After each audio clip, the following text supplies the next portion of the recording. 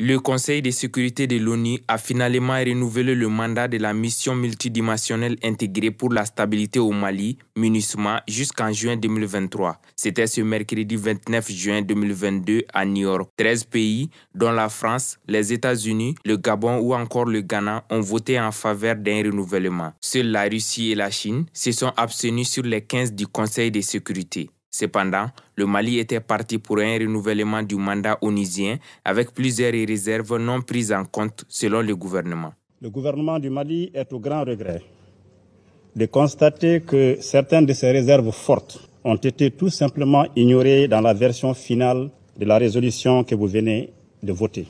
Le gouvernement du Mali réitère son opposition ferme à la liberté de mouvement de la MINUSMA dans l'exécution de son mandat dans le domaine des droits de l'homme. Pour Dr Mahamadou Konaté, spécialiste en sécurité, le Mali voulait éviter de subir des accusations de crimes contre les droits humains de la part de la mission étrangère.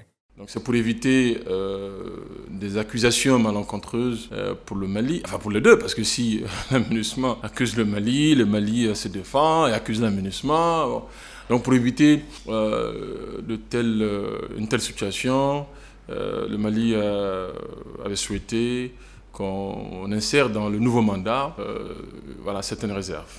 Le Mali a besoin que les forces de la MINUSMA soient des forces de soutien, qu'elles ne prennent pas le devant sur le terrain. Chez la population, les avis sont partagés, même si beaucoup de personnes avaient montré par des manifestations précédentes leur désaccord quant à la présence de la MINUSMA. Je ne suis pas pour totalement, parce que la MINUSMA en question ne répond pas aux besoins urgents de la population comme il faut. Donc, surtout moi, natif de la région de Mopti, venant dans les cercles de Bayagara, en tout cas, la MINUSMA est là, donc les zones ont été attaquées. Donc quand on les fait des appels, donc ils ne nous répondent pas.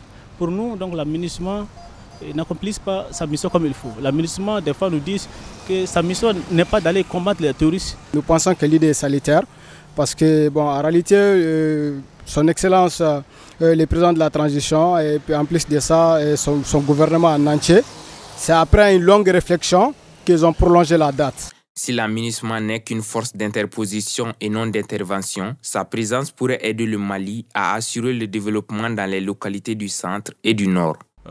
En termes d'appui au développement dans leurs lieux de déploiement, particulièrement dans les régions du nord et du centre. Pour ces services, nous avons besoin de la MINUSMA.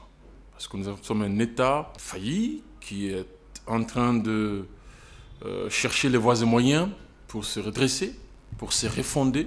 Ce n'est pas le moment où on peut dire non à de tels appuis. Il est important de signaler que ce renouvellement sera sans le soutien aérien de la France, l'une des exigences de l'État malien, ce qui pourrait amener d'autres États européens à abandonner la mission. La MINUSMA est présente au Mali depuis 2013 avec un effectif de 15 000 agents, dont 12 789 soldats et 1 774 policiers. 174 casques bleus y ont laissé la vie en 9 ans. Avec la contribution de 61 États, elle reste jusqu'ici la mission onusienne la plus meurtrière au monde.